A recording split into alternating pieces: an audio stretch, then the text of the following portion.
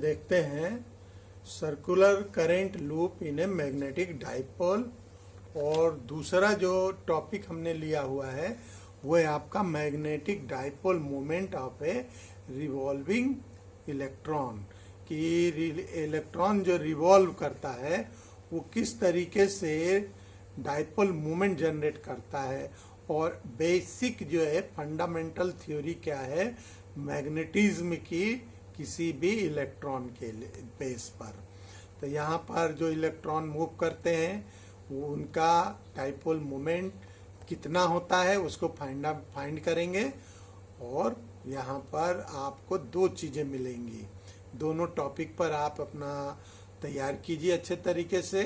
और जहाँ भी समझ में नहीं आए कि ये टॉपिक थोड़ा सा आपको मैग्नेटिज्म का जनरेशन बताता है कि किस तरीके से करंट फ्लो होने पर मैग्नेट बनता है, उसका फंडामेंटल बेसिक क्या है, तो इसको तैयार कीजिए और अच्छे तरीके से नोट्स वगैरह बना करके, और जो कुछ भी समझ में नहीं आए आप पूछिएगा। So in this video we see circular current loop as a magnetic dipole. Clear? Circular current loop में कितना मैग्नेटिक फील्ड होता है ये सब हम लोग देख चुके हैं। अब है आपका circular current loop as a magnetic dipole की तरह किस तरीके से यह वर्क करता है, इसके बारे में हमको देखना है। ओके, तो ये आपका एक सर्कुलर लूप है। Magnetic dipole means the strength of magnet. Dipole का मतलब दो पोल तो होते हैं, लेकिन मैग्नेटिक डाइपोल से हम क्या समझेंगे, that is the strength of the magnet, कि मैग्नेट की स्ट्रेंथ कितनी है। When a magnet hang freely it will stay south north direction. When we try to move it need torque on it. जब आपने पढ़ा हुआ है ऑलरेडी कि जब हम किसी मैग्नेट को किसी धागे से स्वतंत्र रूप से लटका देते हैं, फ्री लटका देते हैं, तो उसको ट्विस्ट करके छोड़ दीजिए तो वो हमेशा साउथ नॉर्थ डायरेक्शन में रुकता है। किसी तरीके से आप उसको मोड़ करके छोड़ दीजिए, वो हमेशा साउथ नॉर्थ डायरेक्शन में ही रुकेगा। लेकिन अगर हम इसको मूव कराना चाहें, we try to move it need a torque, जब हम उसको मूव कराएंगे तो उसके ऊपर जो है हमको एक फोर्स लगाना पड़ेगा टॉर्क के रूप में। और यह फोर्स क्या होगा, there are large magnetic field, वहां पर एक लार्ज मैग्नेटिक फील्ड ऑलरेडी है, so it need more torque. हमको घुमाने के लिए उस मैग्नेट को हमको ज्यादा ताकत या ज्यादा टॉर्क की जरूरत पड़ेगी। It shows by the dipole, इसी को हम डाइपोल के द्वारा दिखाते हैं। ठीक है, अब यहां पर हमें मालूम है current carrying circular coil magnetic field B कितना होता है, म्यू नॉट अपॉन 4 पाई 2 NIA अपॉन x क्यू। ये ऑलरेडी आप प्रूव कर चुके हैं। ठीक है, देखिएगा पिछले वीडियो में ऑलरेडी आप ये चीज प्रूव कर चुके हैं कि करंट कैरिंग सर्कुलर कॉइल पर मैग्नेटिक फील्ड कितना होता है, that is mu naught upon 4 pi 2 NIA upon x3। n क्या है, नंबर ऑफ, ये कॉइल है तो नंबर ऑफ टर्न है, I उसमें पहले वाला करंट है, और A आपका एरिया है, और x क्या है, जो सेंटर से जो पॉइंट जहां पर आप मैग्नेटिक फील्ड पाना चाहते हैं वहां तक का डिस्टेंस है, तो that is the x Q. For bar magnet, अगर बार मैग्नेट के बारे में हमने देखा है पहले कि B इज इक्वल टू क्या होता है, म्यू नॉट अपॉन 4 पाई ZM upon x Q. ZM नहीं है, ये 2M है, सॉरी ये 2M है, इसको सही कर लीजिएगा, that is the 2M, mu naught upon 4 pi 2M upon x3। ये आपकी वैल्यू होती है किसके लिए, बार मैग्नेट के लिए। ये सर्कुलर कॉइल के लिए इतना होता है मैग्नेटिक फील्ड, और ये बार मैग्नेट ये 2M है, म्यू नॉट अपॉन 4 पाई 2M अपॉन x पावर 3। यहाँ पर m क्या है, मैग्नेटिक डाइपोल है, ठीक है, m is the magnetic dipole. और अगर हम इसी के बारे में देखें कि इलेक्ट्रिक फील्ड में कितना होता है, इलेक्ट्रिक डाइपोल इन इलेक्ट्रिक फील्ड, इसी में है, ये टॉपिक अलग से नहीं, ये पॉइंट है कि दो डाइपोल अगर हैं, जैसे -q और +q जो चार्जेस रहते हैं, उस पर इलेक्ट्रिक फील्ड कितना लगता है, that will B 1/4 pi epsilon not 2p upon x⁻3, ठीक है। p क्या है, यहाँ पर डाइपोल मोमेंट है। तो ये भी आप लोग ऑलरेडी देख चुके हैं, ये सारा इक्वेशंस हम प्रूव कर चुके हैं, इसको हम डायरेक्ट यूज कर रहे हैं। we see that these are same type of the three, जैसे पहले भी हमने जो पीछे वाले उसमें देखा हमने, उसमें भी m is equal to N I A आ रहा था, यहाँ पर भी p is equal to N I A, मतलब ये लगभग चाहे वो मैग्नेटिक डाइपोल है जो सर्कुलर लूप में हो, या फिर बार मैग्नेट के फॉर्म में, या फिर यहाँ पर आपका इलेक्ट्रिक डाइपोल मोमेंट के रूप में अगर हम देख रहे हैं, तो ये एक तरीके से सेम फार्मूला आ रहा है, एन आई ए, ठीक है। तो अब यहाँ पर एन आई क्या है, magnetic dipole moment for a current carrying coil, current carrying coil के लिए भी आपका ये डाइपोल मोमेंट है। और इस तरीके से हम ये सारी चीजें एक सिमिलर वे में आ रही हैं। ये सारे फार्मूले, जो तीनों फार्मूले लिखे हुए हैं आपके, तीनों फार्मूले किसके लिए, करंट कैरिंग सर्कुलर लूप के लिए, मैग्नेटिक फील्ड के लिए, और बार मैग्नेट के लिए, और यहाँ पर जो इलेक्ट्रिक डाइपोल मोमेंट के लिए, इलेक्ट्रिक डाइपोल के लिए, ये तीनों लगभग सिमिलर आ रहे हैं। तो इसके बारे में अगर हम समझें कि magnetic dipole moment of a current carrying coil, if a electron is moving on a circular coil, then charge is moving, electron move कर रहा है, इसका मतलब क्या है कि वहां पर चार्ज मूव कर रहा है, charge is moving, then current is moving. हमको मालूम है कि अगर चार्ज मूव करता है तो करंट मूव करता है, मतलब वहां पर करंट फ्लो होता है, ठीक है।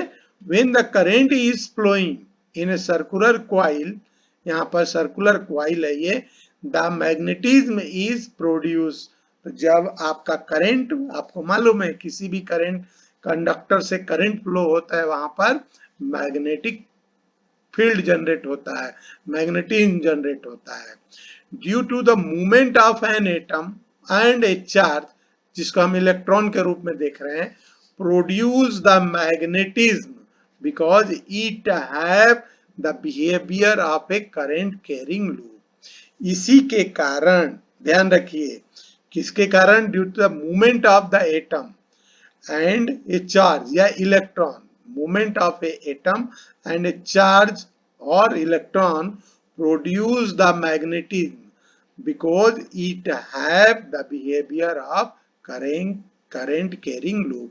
यहाँ पर ये चीज हमको ये समझना है कि यही आपका एक बेसिक प्रॉपर्टी है। क्या बेसिक प्रॉपर्टी है, मैग्नेटिक मीडियम प्रोड्यूस करने के लिए या मैग्नेटिज्म प्रोड्यूस करने के लिए, जब किसी करंट कैरिंग स्ट्रेट वायर में या करंट कैरिंग लूप में करंट फ्लो होता है, तो कैसे उसमें मैग्नेटिज्म जनरेट होता है, वो ये बेसिक थ्योरी है उसकी, और उस पर बेस्ड कुछ हम एक डेरिवेशन कर रहे हैं, और वो डेरिवेशन है आपका, आगे देखिए, ये है डेरिवेशन आपका magnetic dipole moment of revolving electron. मतलब क्या हुआ कि जो हमने कहा बेसिक थ्योरी है मैग्नेटिज्म की, तो यही type movement of the electron, तो यहाँ पर magnetic dipole movement of revolving electron, जो इलेक्ट्रॉन रिवॉल्व कर रहा है किसी सर्कुलर पाथ पर, वो कितना मैग्नेटिक डाइपोल मूवमेंट जनरेट करता है और कैसे करता है, उसी के बारे में हम इसमें देखेंगे, ठीक है। चलिए, तो अब ये है, यहाँ पर हमने एक लिया कि एक इलेक्ट्रॉन है जो एक सर्कुलर ऑर्बिट है, उसमें r जिसका रेडियस है उसके ऊपर रिवॉल्व कर रहा है, तो उसमें अगर करंट I फ्लो हो रहा है तो हमको मालूम है current I is equal to क्या होता है, Q/T होता है। और Q पे ऊपर चार्ज है तो इसको हम इस तरीके से भी नोट कर सकते हैं, I is equal to E/T, that is the current on one electron, एक इलेक्ट्रॉन, ये E for the one electron के लिए दिया हुआ है कि एक इलेक्ट्रॉन के ऊपर कितना करंट होता है। और हमको मालूम है T is equal to 2πr/v होता है, जिसको हम टाइम पीरियड कहते हैं। कैपिटल T जो यहाँ पर दिया हुआ है that is equal to 2πr/v। I को अगर हम दूसरे फॉर्म में लिखना चाहें दैट विल बी, यहाँ पर E की जगह पर E इंटू V और T की जगह पर ये T की वैल्यू यहाँ पर पुट कर दिया हमने, तो ये V ऊपर आ जाएगा तो E इंटू V हो जाएगा और ये 2πr नीचे आ जाएगा। अगर इन दोनों इक्वेशन से हम देखें I is equal to E/T और T की जगह पर ये वैल्यू रख दें तो that will be I is equal to, यही इक्वेशन करंट की EV/2πr बन जाती है।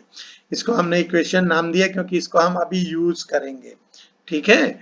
यहाँ पर 1/T is equal to frequency होता है ना। 1/T को हम किस रूप में यूज करते हैं, फ्रीक्वेंसी के रूप में।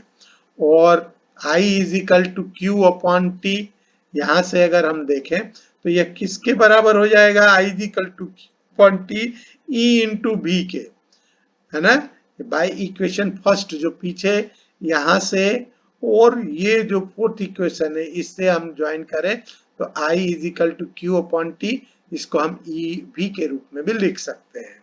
अब इसी इक्वेशन को Q की वैल्यू और E और V की वैल्यू पुट करें तो I is equal to EV/2πr यहाँ पर दिया हुआ है, तो I is equal to E और V की जगह पर क्या लिख दें हम, R⍵/2πr, R⍵/2πr, ठीक है। तो ये इक्वेशन हम इस तरीके से भी लिख सकते हैं, E⍵/2π, R से I कैंसिल हो जाएगा, दैट विल बी E⍵/2π।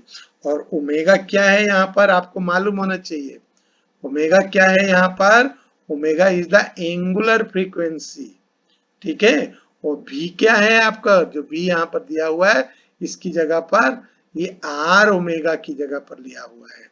तो ये इक्वेशन आपका एक नया इक्वेशन बन गया। एक तो इक्वेशन ये बना आपका I is equal to EV/2πr और दूसरा इक्वेशन बना I is equal to E⍵/2πr angular frequency के रूप में। ये फार्मूले अलग अलग आ रहे हैं, आपको ध्यान रखना पड़ेगा, ध्यान रखिएगा। Magnetic dipole moment of electron m is equal to NIA, अगर n इज इक्वल टू 1 है, जैसे 1 टर्न हम लेके चले तो यहीं पर I की वैल्यू रख दें EV/2πr और A की जगह ये आपका ये सर्कुलर लूप है, इसका एरिया कितना होता है, A is equal to πr², तो ये यहाँ पर रख दिया हमने, n की जगह 1, I की जगह EV/2πr और यहाँ पर A की जगह पर πr²। तो यहाँ से ये कैंसिल हो गया, पाई से पाई कैंसिल हो गया, एक r कैंसिल हो गया, तो ये फिर से आपका क्या बन गया, magnetic dipole moment m is equal to EV/r/2, ठीक है। इस फार्मूले को आप ध्यान रखेंगे, मैंने नंबरिंग किया हुआ है ऑलरेडी क्योंकि इनका यूज होगा।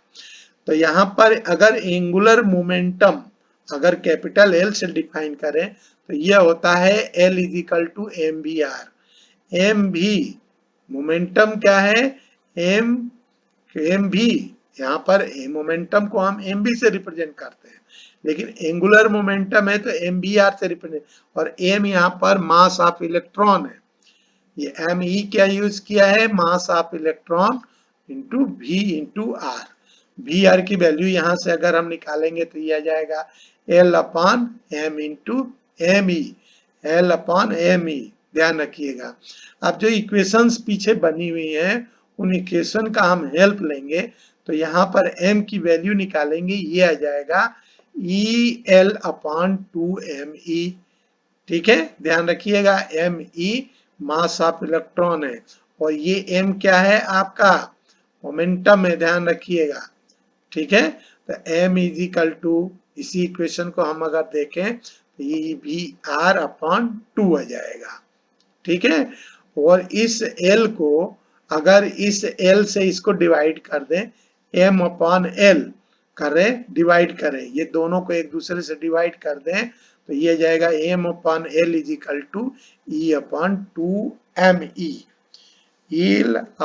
m अपॉन l ये एक रेशियो है, रेशियो ऑफ डाइपोल मोमेंट। ये m क्या है, डाइपोल मोमेंट है, और l पहले ही बताया हुआ है एंगुलर मोमेंटम है।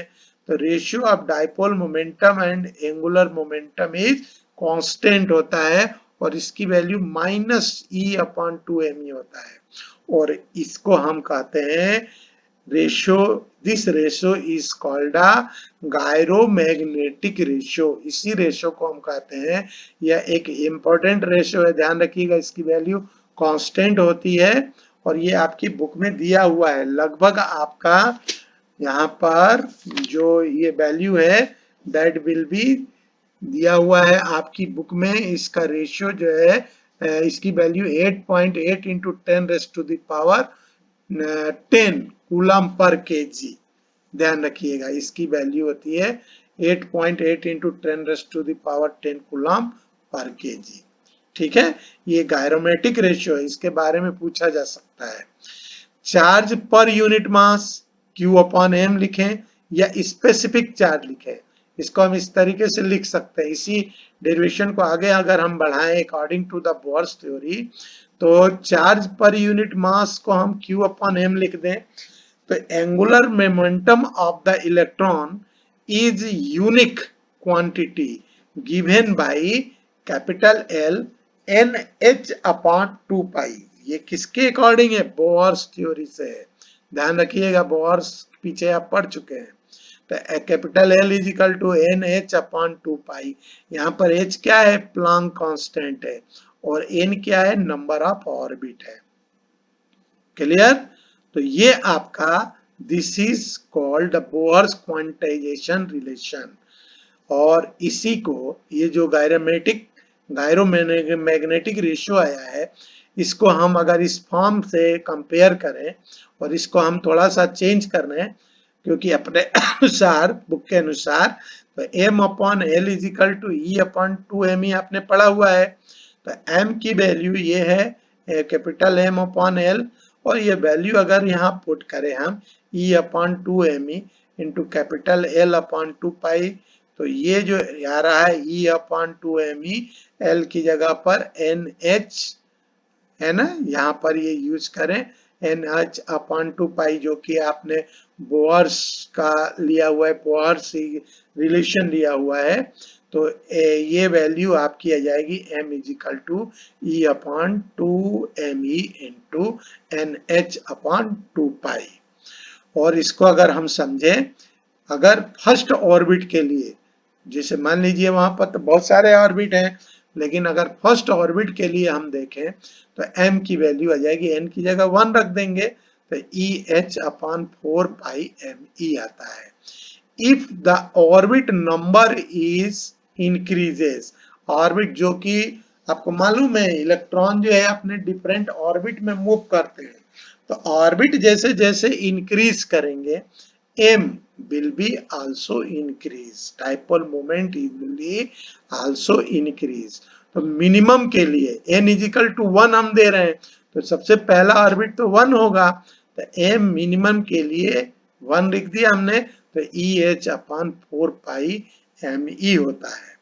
और इसके बारे में थोड़ा सा हम देखें कि यह वैल्यू कांस्टेंट है, यहाँ पर ये H तो प्लैंक कांस्टेंट है, E इलेक्ट्रॉन है, इलेक्ट्रॉन के ऊपर चार्ज है, ये 4 पाई भी कांस्टेंट है, मास ऑफ इलेक्ट्रॉन भी कांस्टेंट है।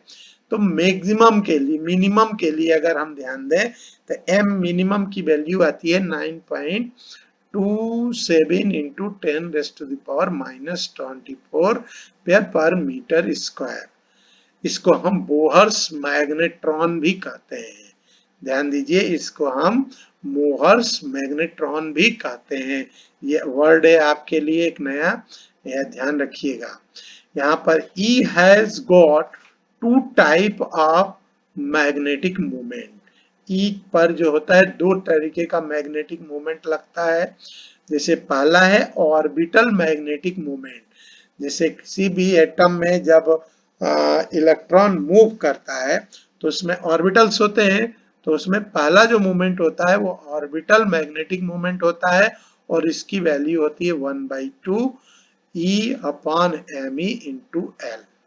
ठीक है, ध्यान दीजिएगा।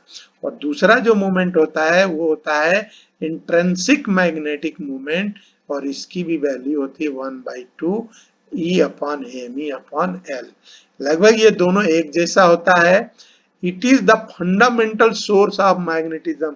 यहाँ पर आप कई बुक्स में देखेंगे, कई जगह मिलेगा कि इसी के वजह से आपका जो फंडामेंटल इलेक्ट्रिक करंट जो फ्लो होता है, चाहे वो लूप में फ्लो हो रहा हो, चाहे सर्किट में, या चाहे किसी लूप में या स्टेट कंडक्टर में, जो मैग्नेटिज्म का परिकल्पना की गई है, हाइपोथेसिस की गई है, वो इसी के कारण, this is the source of fundamental source of magnetism. यहीं से आपका फंडामेंटल मैग्नेटिज्म जनरेट होता है और यहीं से हम समझते हैं कि यही मैग्नेटिक का कारण है। जब हम किसी करंट कैरिंग कंडक्टर में या लूप में किसी तरीके से इलेक्ट्रॉन फ्लो होता है तो वहां पर इतना इलेक्ट्रोमैग्नेटिक मूवमेंट होता है और यही कारण होता है कि उसमें मैग्नेटिज्म बनता है। अब इसके बारे में डिटेल तो आप आगे पढ़ेंगे, तब आप समझेंगे कि ये क्या होता है मेन में, लेकिन थोड़ा सा आपको यहाँ पर दिया हुआ है 12th क्लास में, तो इसको समझिए और इसका नोट्स तैयार कीजिए।